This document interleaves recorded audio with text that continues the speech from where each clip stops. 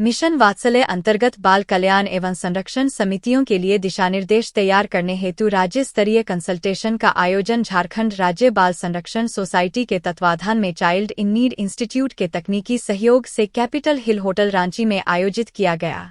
कार्यक्रम में मुख्य अतिथि मिशन वात्सल्य झारखंड के निदेशक राजेश्वरी बी ने कहा कि बाल संरक्षण एक बहुत महत्वपूर्ण मुद्दा है जिस पर हम सब को मिलकर काम करने की आवश्यकता है। उन्होंने कहा कि सामुदायिक स्तर पर बच्चों के अधिकारों को लेकर जागरूकता फैलाने की आवश्यकता है।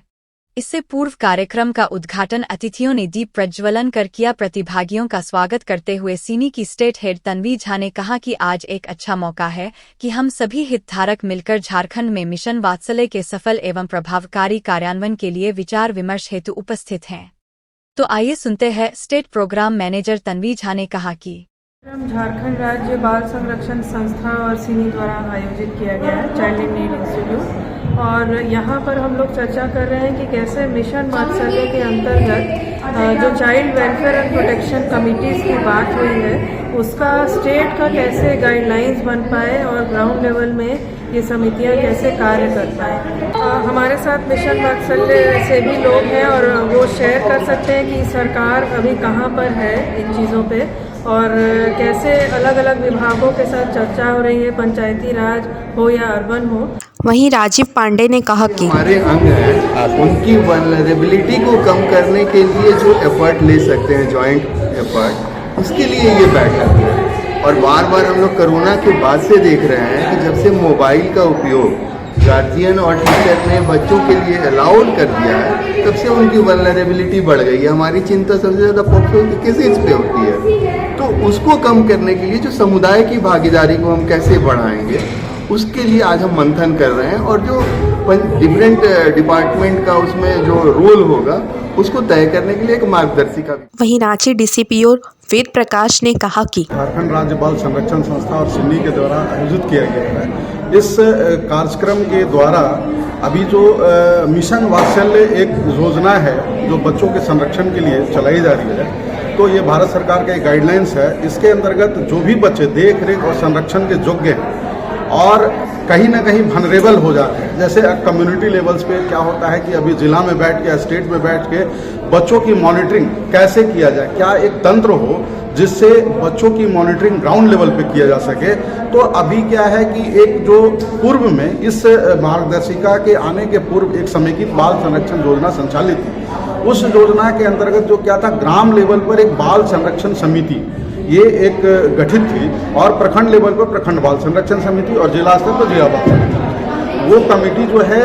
ग्राम स्तर पर अगर कोई बच्चा वनरेबल है 1000 के पॉपुलेशन पर एक बाल संरक्षण समिति का गठन का प्रावधान है। अब उसमें क्या है कि ग्राम प्रधान मुखिया हमारे उसके अध्यक्ष थे, आंगनवाड़ी के सेविका जो है उसका मेंबर सेक्रेटरी थी और एसएचजी ग्रुप के लोग थे और किशोर किशोरियाँ। तो एक जो है 9 लोगों का एक समिति था जो ग्राम लेवल पर बच्चों के सुरक्षा